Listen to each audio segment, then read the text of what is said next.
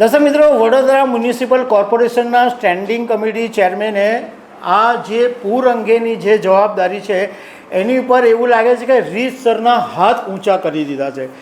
એમણે લોકોને એવી સલાહ આપી કે હવે તમારે ઘરમાં તરાપા, દોરડા, રબર, ટ્યુબ, ઇમરજન્સી લાઇટ આવું બધું તમારે રાખવું પડશે. તમે તંત્ર પર આક્ષેપો મૂક્યા કરો એના કરતાં તમારે તમારી સેફટી જાતે જ રાખવી પડશે. નમસ્કાર દર્શક મિત્રો, વડોદરા મ્યુનિસિપલ કોર્પોરેશનના સ્ટેન્ડિંગ કમિટી ચેરમેને એક અક્કલ વગરની વાત કરી છે. આ માણસે એવી વાત કરી છે કે તમને જાણીને એમ થશે કે આવા સત્તા પર બેસેલા માણસો આવી વાત કરતા હશે. તો આના વિશે હું તમારી સાથે વાત કરીશ. મારું નામ રાજેશ શાહ છે અને તમે જોઈ રહ્યા છો ખબર છે .com. દર્શક મિત્રો, વડોદરા મ્યુનિસિપલ કોર્પોરેશનના સ્ટેન્ડિંગ કમિટી ચેરમેને આ જે પૂર અંગેની જે જવાબદારી છે એની ઉપર એવું લાગે છે કે રીતસરના હાથ ઊંચા કરી દીધા છે. એમણે લોકોને એવી સલાહ આપી કે હવે તમારે ઘરમાં તરાપા, દોરડા, રબર, ટ્યુબ, ઇમરજન્સી લાઇટ આવું બધું તમારે રાખવું પડશે. તમે તંત્ર પર આક્ષેપો મૂક્યા કરો એના કરતાં તમારે તમારી સેફટી જાતે જ રાખવી પડશે. એનો મતલબ સીધો એમ છે કે આ સ્ટેન્ડિંગ કમિટી ચેરમેને હાથ ઊંચા કરી દીધા છે અને લોકોના ભરોસે છોડી દીધા કે ભાઈ તમે તમારી જવાબદારી જાતે રાખજો, અમે કશું કરી શકવા માટે સક્ષમ નથી.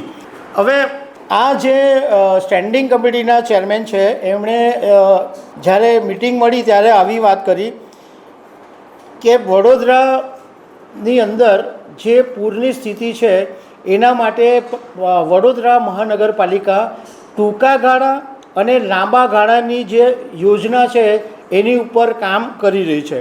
પરંતુ લાંબા ગાળાના આયોજનની અંદર 2 થી 3 વર્ષનો સમય જાય અને ક્લાઇમેટ ચેન્જને કારણે ભારે વરસાદ પડે છે અને પૂરની સ્થિતિનું નિર્માણ થાય છે.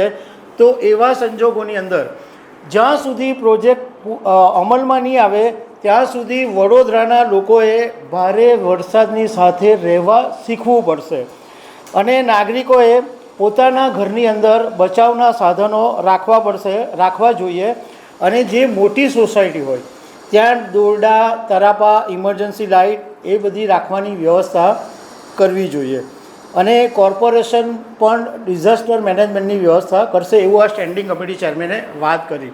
દર્શક મિત્રો, આ વખતે વડોદરાની અંદર 12 ઇંચ જેટલો ભારે વરસાદ પડ્યો અને એની સાથે સાથે વિશ્વામિત્રી નદીમાં પાણી ભરાઈ ગયા, કારણ કે જે આજવા ડેમમાંથી પાણી છોડવામાં આવ્યું અને વિશ્વામિત્રી નદીનું જે જળસ્તર છે એટલું નીચું છે કે ધડાધડ એ વડોદરાના અનેક વિસ્તારોની અંદર પાણી ફરી વળ્યા અને 3 દિવસ સુધી લોકો પૂરની અંદર ફસાયા. લોકોએ એટલી બધી હાલાકીનો સામનો કરવો પડ્યો. લોકોને ખાવાનું નહોતું મળતું, બાળકો માટે દૂધ નહોતા મેળવી શકતા અને એ વખતે લોકોએ આક્રોશ ઠાલવ્યો કે અમારી કોઈએ મદદ નહીં કરી. હવે આ સ્ટેન્ડિંગ કમિટી ચેરમેને આવી અક્કલ વગરની વાત કરીને એમ કીધું છે કે લોકોએ જાતે જ વ્યવસ્થા કરવી પડશે. તો દર્શક મિત્રો, આવી અનેક વાતો સાથે અમે તમને મળતા રહીશું. Thank you very much.